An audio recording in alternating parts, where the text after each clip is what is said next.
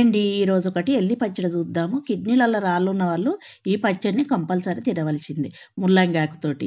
ఇప్పుడు మనం స్టవ్ అంట పెట్టుకొని ఒక స్పూన్ ఆయిల్ వేసుకొని అందులో మినపప్పు, శనగపప్పు, కొన్ని పల్లీలు, ఎండుమిర్చి, జీలకర్ర, కొన్ని నువ్వులతో వేసుకోవాలి.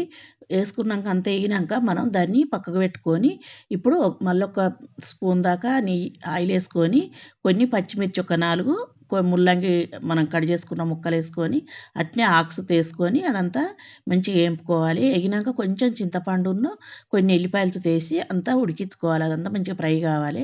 ఇప్పుడు స్టవ్ ఆపుకొని ముందుగాల పప్పులు పట్టుకోవాలి. పప్పులు పట్టుకున్నాక మళ్ళీ ముల్లంగి ఆకు వేసుకొని తగినంత సాల్టును, కొంచెం బెల్లం ముక్క, కొద్దిగా కొత్తిమీర వేసి దాన్ని మిక్సీ పట్టుకున్నాక ఇప్పుడు పోపు కోసం మళ్ళీ కొద్దిగా ఆయిల్ వేసుకొని ఆవాలు, జీలకర్ర, ఎండుమిర్చి, కొద్దిగా ఇంగు వేసి పోపు వేసుకున్నాక మనం పట్టుకున్న పచ్చడిని అందులో వేసుకొని కలిపి సర్వింగ్ చేసుకున్నాడే టేస్ట్ అయితే చాలా బాగుంటుందండి. తప్పక ట్రై చేయండి. నచ్చిందంటే లైక్ చేయండి, షేర్ చేయండి, సబ్స్క్రైబ్